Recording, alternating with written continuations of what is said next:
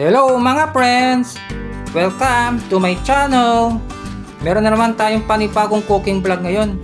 Tayo ay magluluto ng scrambled egg with tuna flakes plus corn kernels.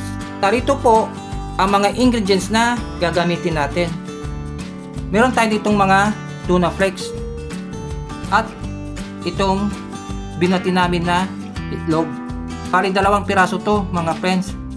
Nilagyan namin na mga dahon ng sibuyas.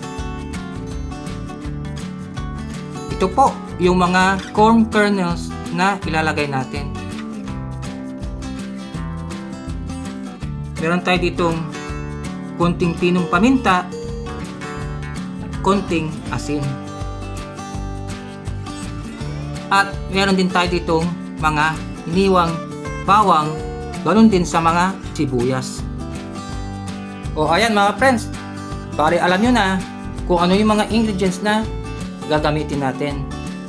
O ano na, tara na, samahan nyo ako ulit dun sa aming munting kusina. Umpisa na natin ang pagluluto.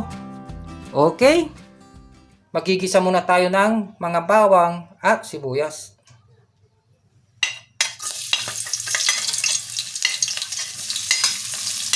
Pagsabay na natin mga friends para minsanan na.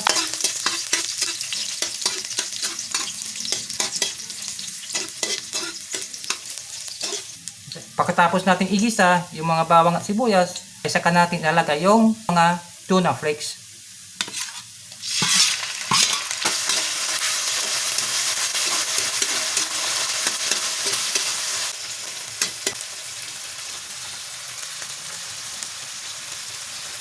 Maglalagay tayo ng konting asin.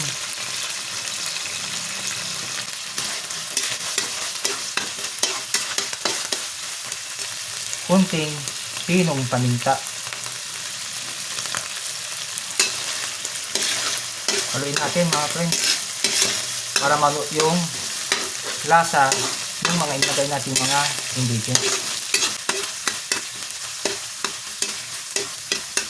Kaya nga pala mga friends, habang nagluluto tayo ay yung mga baguang viewers ng aming mga vlogs ay huwag nyo namang kalimutang paki-like at paki-subscribe itong aming channel.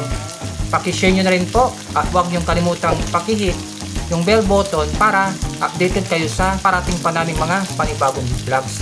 Okay? Tara, tuloy tayo sa ating niluluto. O ito mga friends, bali ilalagay na natin yung mga corn kernels.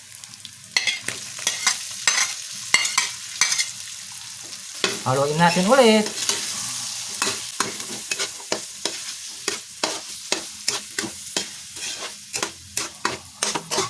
Magdadagdag tayo ng konting mantika mga friends.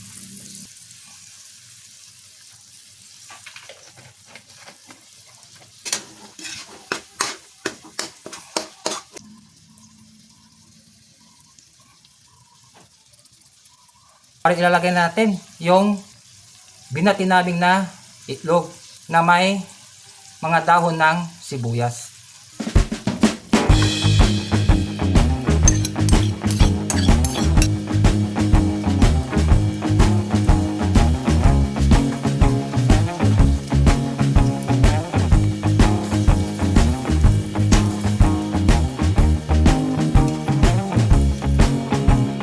O mga friends, okay na to.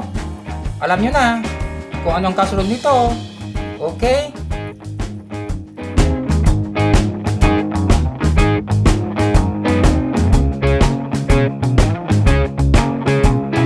O mga friends, narito na yung aming niluto na scrambled egg with tuna flakes plus corn kernels. Masarap to mga friends. Katakam-takam, malinamnam. Yummy yummy. Kung sa Ilocano, naimas. Sa wikang Pangasinan naman ay mananam o masamit. Kaya subukan nyo ding magluto ng ganitong klaseng ulam. Siguradong magugustuhan ito ng inyong buong pamilya. O ano na mga friends, ako ay magpapaalam na. Pero bago ko tuluyang magpaalam, gaya ng dati, tandaan nyo, love ko kayo. Hanggang sa muli. Bye bye.